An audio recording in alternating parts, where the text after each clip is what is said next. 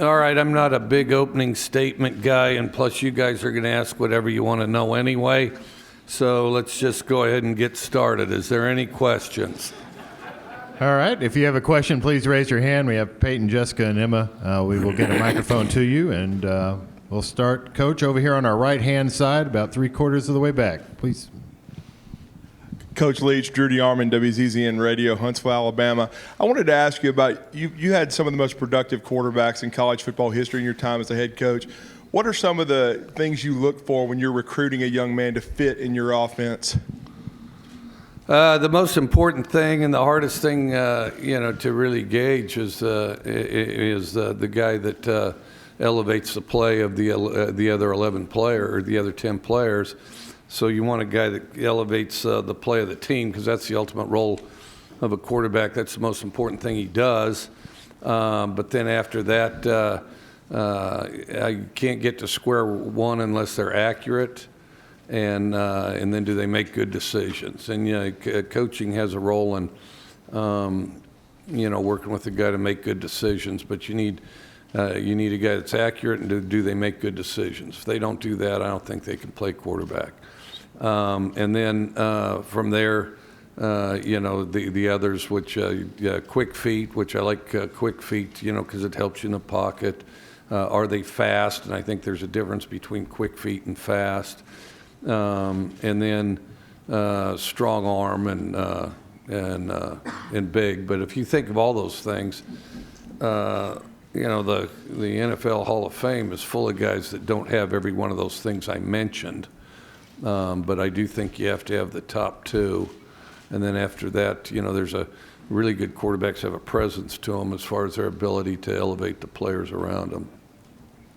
Coach, we'll go in the middle section, about halfway back. This might surprise you, but you can't see anything up here. Just lights, okay? Go ahead. Coach, Matt St. Jean, WTVA in Tupelo. You started off the first year of the program kind of in a tumultuous year, to say the least. How important is it going to be for the program to get back to normal and have fans back in full force at Davis Wade? I think it's critical. I think it's critical not just to us and not just because we want it that way, but I think it's important to our fans and everybody else. I mean, to get in the normal routine where you kind of elevate and everybody's feels enriched, by having the opportunity to watch and participate in football in a normal fashion. And I certainly as coaches and players, that's incredibly important to us. Because football, really good football, it's a byproduct of routine. And when you break up the routine, I think it's difficult. In our case, of course, it was difficult because, new staff and a very young team. And so, is perhaps, even more disruptive. But, and that's the key is, just kind of do the same things over and over again and just do them better and better each time. And that's kind of what a routine gives you. So I think that, it's very important we get back to normal. Coach, we'll go over here to our left on the first row. Hey, Mike, Vince Ferrara, 99.1 The Sports Animal in Knoxville. Two questions. First, what's Tennessee getting in transfer Javante Payton from your school? And then two, Commissioner Sankey had mentioned that there are 1,600 players in the transfer portal and 1,100 are still there. What opinions do you have about the transfer portal right now? Well, as far as the transfer portal goes, I don't. I think that too many. There's way too many people on there. There's a point to where, and I remember when I was 18, and I think that a lot of people remember when they were 18, and of course see it in other people. I think too often there's a temptation to cut and run, and I don't think that's always the best course. Because, you learn a lot by, persevering and sitting in there and pushing through adversity. Heck,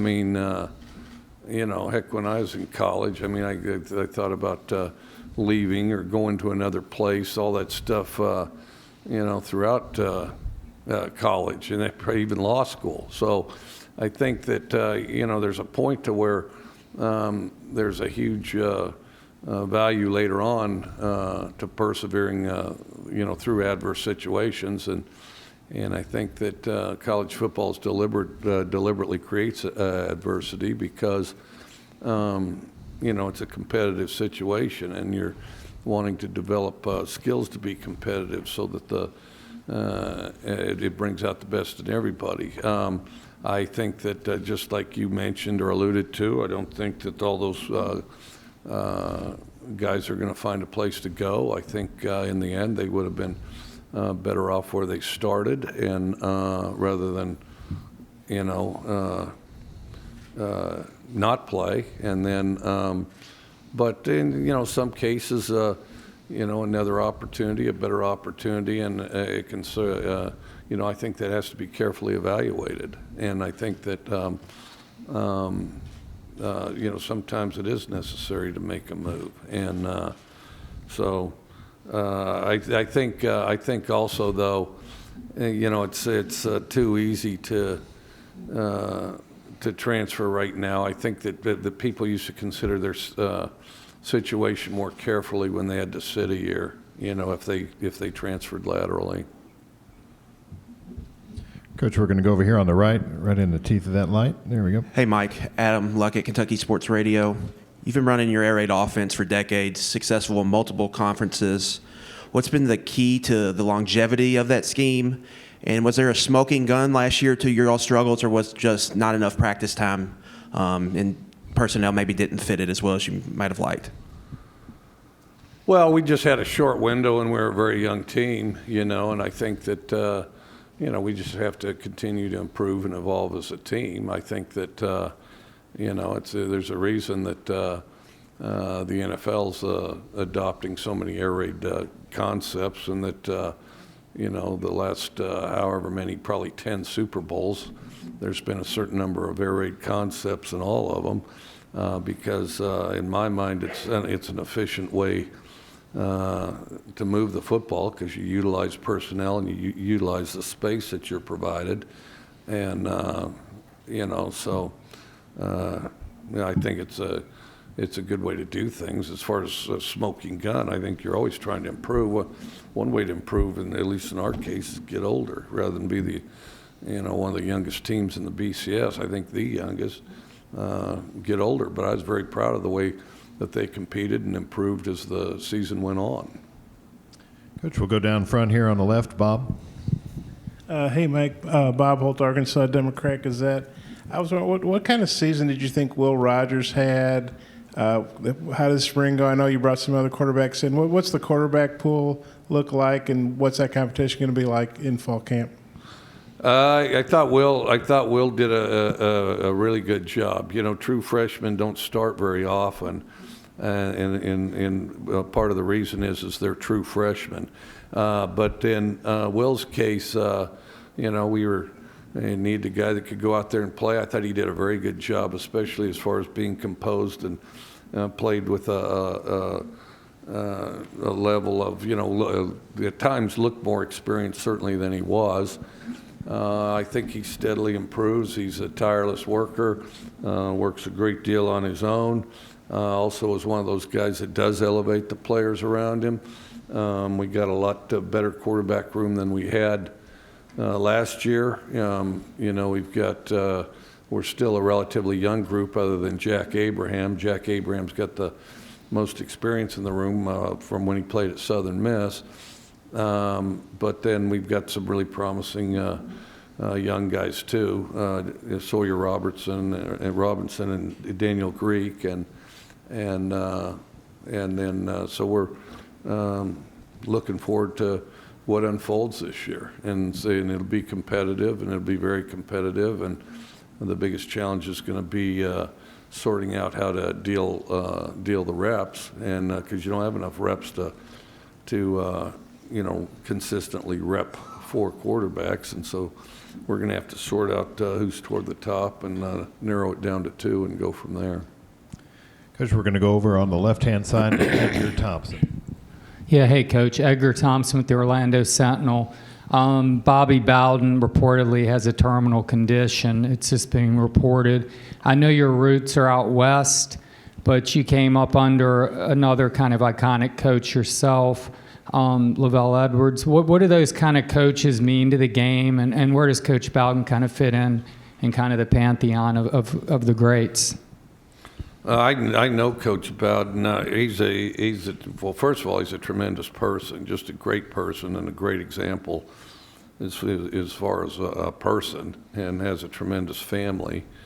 And but Coach Bowden has been an example to all of us. He's one of those guys that made us all want to coach when we were younger. Made it exciting. Coach Bowden threw the ball before most people were inclined to. And when I was, in high school, junior high, I used to watch his teams because they're a team that was liable to upset teams ahead of them. And that's as they started throwing the ball around, became more and more explosive. And then, of course, by the time I got to Valdosta State, they're the top of the country, and had the opportunity to go down and watch them practice numerous times because they were close to Valdosta, and we'd drive down and watch spring practice and things like that. And he's just a tremendous guy, and I don't think the game would be the same without him.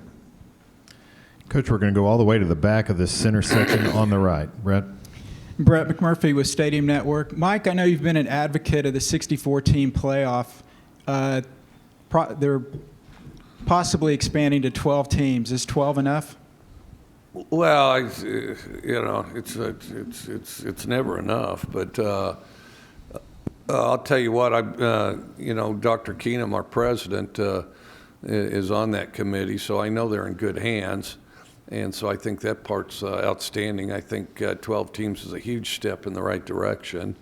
I personally would like to see 64, and you can format it out pretty easily, but I think it's a huge step the right direction, and I look forward to it. We'll go right down front on the second row, Tom. Yeah, hey Mike, Tom Murphy, Arkansas Democrat Gazette. You came into the league in an unprecedented year with a 10-game conference schedule. What did you think about the week-to-week preparation and talent level that you saw in the league in your first year? Well, it's obviously a very talented league, no question, and I thought, it's kind of a lot like when I left the league from Kentucky, when I was offensive coordinator at Kentucky, then went to Oklahoma. So it was kind of like then. It's like just every team's good and that sort of thing. Unique from the preparation, because there was a certain amount of wondering who was available to play from one week to the next. But and that definitely had an impact on preparations. But no, just an impressive league, impressive places, and didn't necessarily get the full effect of the stadium. Obviously the crowd's far more animated than a lot of people like those the cardboard people in there. I couldn't help but think of the Twilight Zone.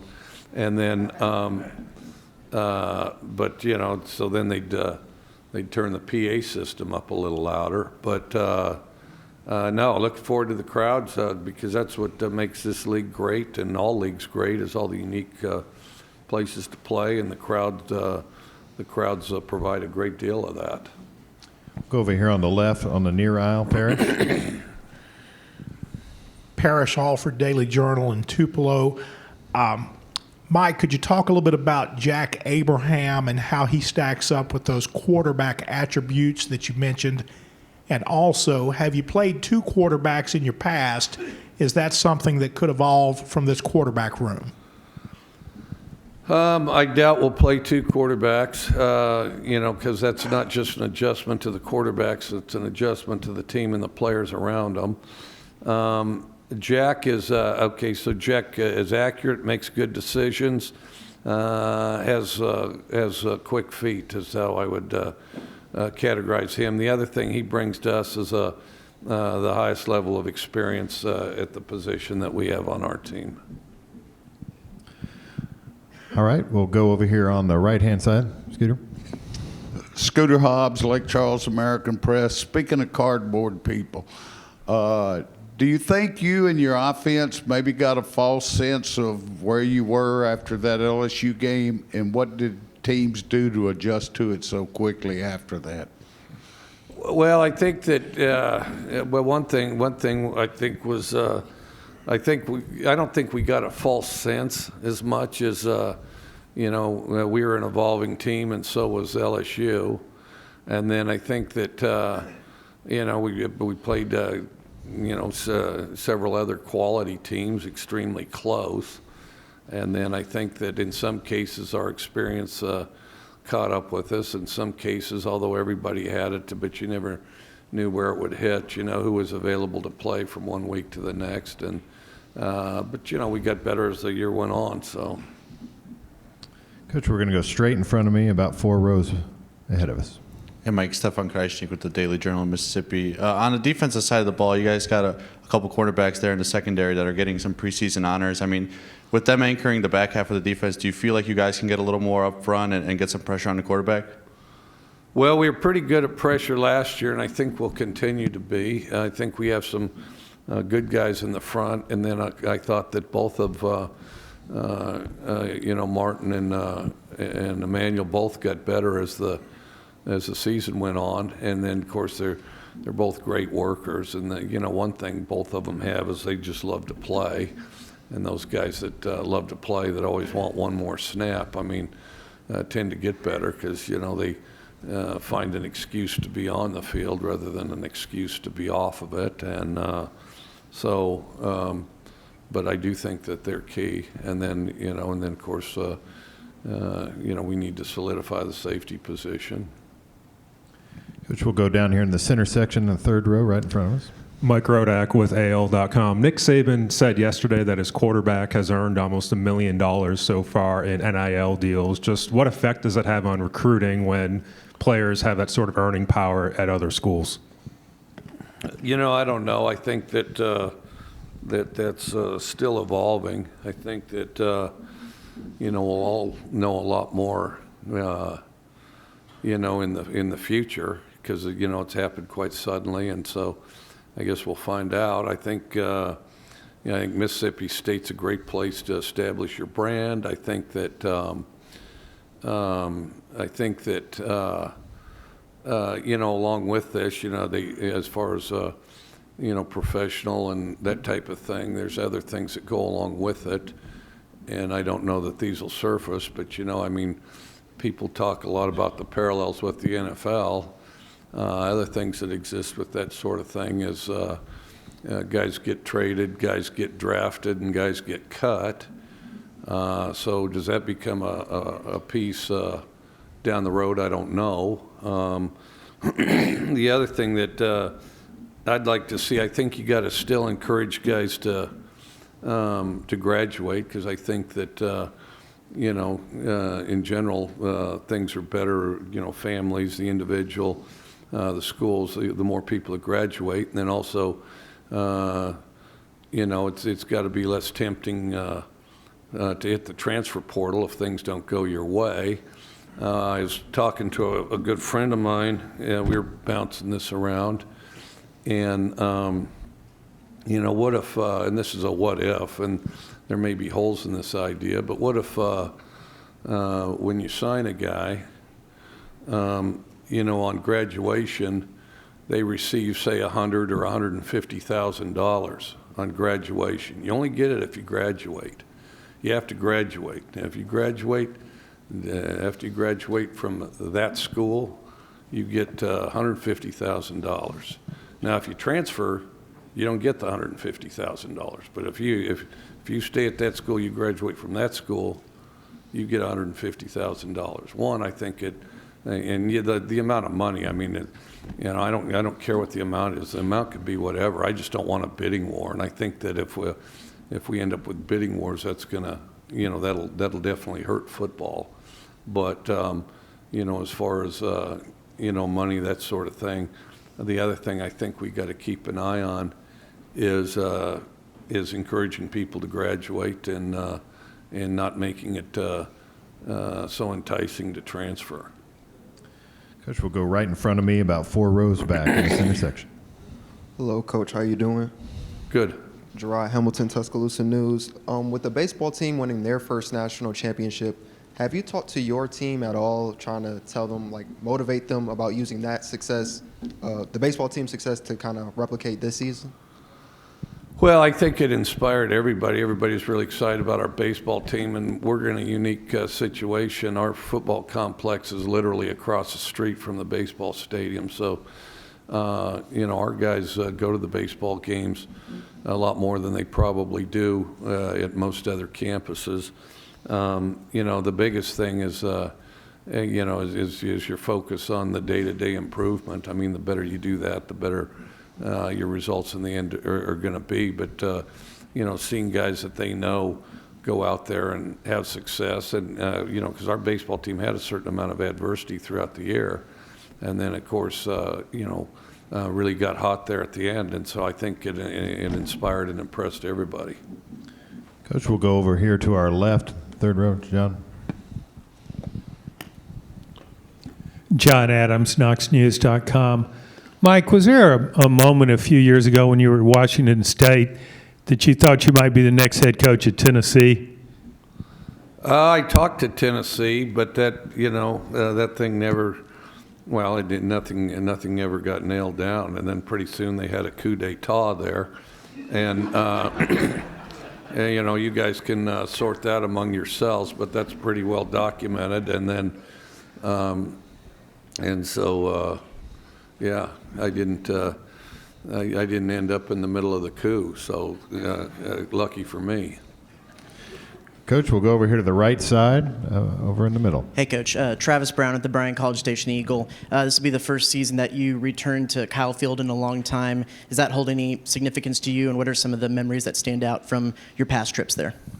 It's one of the greatest places to play on earth. I mean, and I've said this when I was at Tech, that's like, that's one of the Carnegie Halls of football there. I mean, that Kyle Field, well, first of all, it's gigantic and holds a ton of people.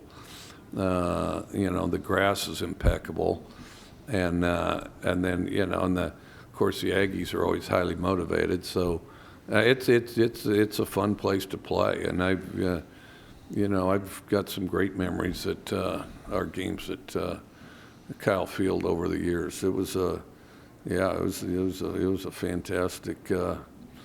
It was a fantastic experience. It helped that we won most of them. Coach, we'll go right in the center of the center section, right in front of us. Brooks Cabina with The Advocate. Mike, how have you addressed vaccination with your team, and what are your vaccination situation right now? First of all, we let the doctors handle all that, so I don't have anything to do with that. And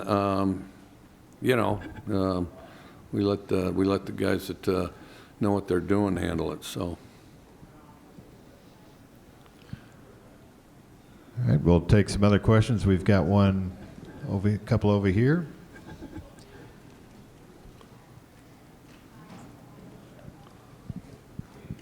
Right all the way on the aisle.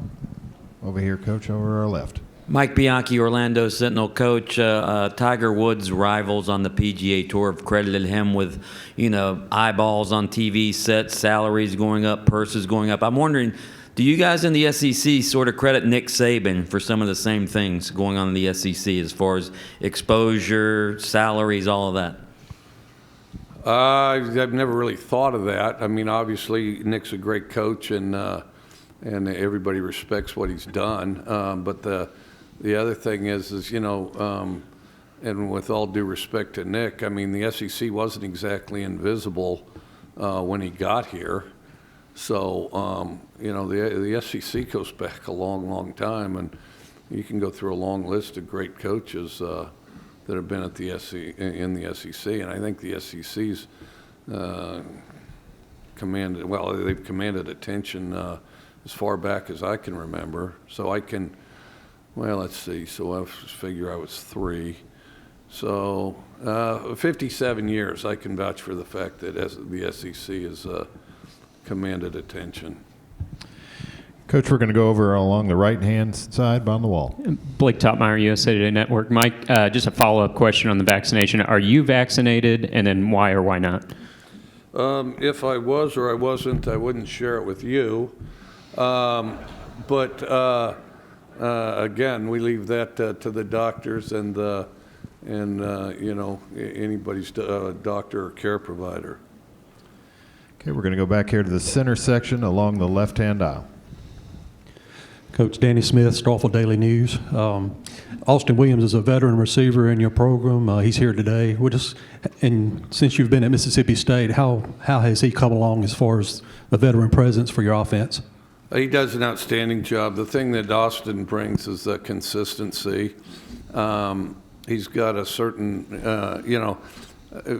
I think that sometimes people forget how important consistency is. I mean, it's vitally important.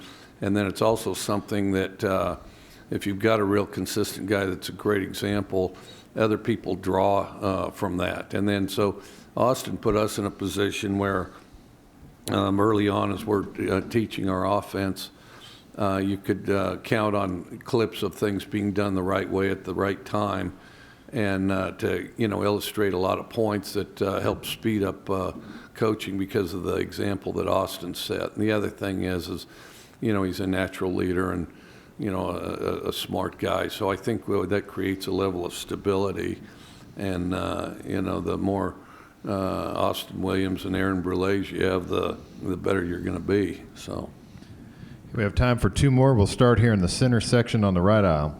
Connor O'Gara, Saturday Down South. Dan Mullen threw out the idea the other day of getting rid of the annual crossover game to be able to open up the possibility for more of these matchups.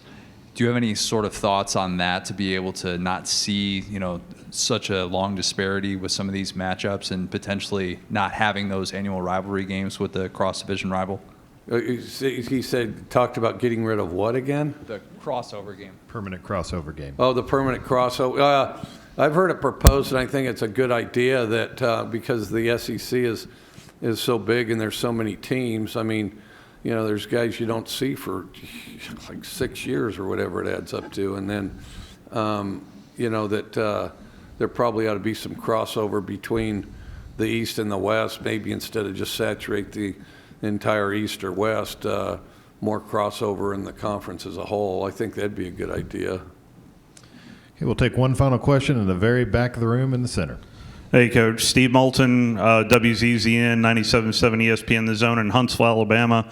Well documented that you taught a class at Washington. Can we expect you to teach a class at Mississippi State? And is it harder to be a teacher or a coach? We've talked about it, actually. And it's it was really fun interacting with the students in that type of setting. And then the thing that was most exciting to me was the speakers we had. I mean, we had some just incredible speakers that had amazing experiences all over the world. One guy was instrumental in busting the shoe bomber, and some guys that had really done some incredible things, for their country overseas and things like that. And so it was, just to talk to those guys and hear what they had to say, both before, during, and after the class, was pretty good. I've talked about it, haven't done anything yet, and obviously last year was such a disrupted year that, we didn't make much headway on that. I wouldn't be against it. Coaching and it's really quite similar. I don't know, one's indoors, one's outdoors, and you have more space, obviously, in coaching. If you get ticked off in coaching, you can pace off a variety of directions, and you don't get in trouble for swearing as much if you in coaching. So, coaching does definitely have its advantages, but the teaching, that was exciting, and I would look forward to doing it again. Alabama has a record number of open jobs. Find yours at your local career center.